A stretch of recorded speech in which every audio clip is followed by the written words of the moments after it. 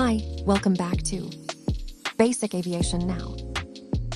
Today we will talk about longitude, latitude. In your middle schooling day, you have studied about the Earth in your social science subjects. Right. So today we will also learn the same thing into the depth by the aviation terms. Why do we need longitude or latitudes to fly the aircraft? As you can see on the map, many aircraft are flying at the different latitude and longitude. This is why aircraft changes the longitude and attitudes to travel from one latitude to another latitude, or from one longitude to another longitude. So now let us understand how the aircraft changes longitude and latitude. So let's talk about longitude first.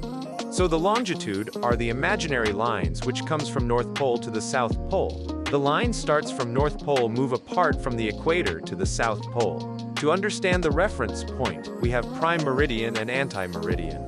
The coordinates are marked at 0 degree, which goes up to 180 degrees towards east. Longitude goes up to 0 degrees to 180 degrees east and west, which divides the Earth into two parts. One is Eastern Hemisphere, and one is Western Hemisphere. At this concept, the time zone also travels. As we all know, when the one hemisphere is in the night and other hemisphere will be in the daylight, because the Earth rotates on its own axis facing Moon and one hemisphere to the Sun. So let's come back on the topic again.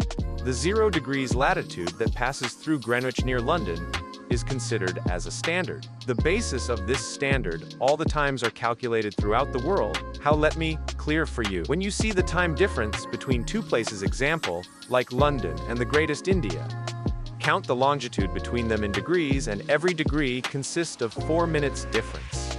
Understand like this, you're on Greenwich Meridian with 0 degrees longitude. The time is sharp 12, noon, and 1 degree you move that time becomes 4 p.m. So 1 degree changes, 4 minutes. When the Western Hemisphere and Eastern Hemisphere are divided by the Greenwich Meridian, that becomes the Great Circle. The Great Circles and the Small Circuit is a different and big topic.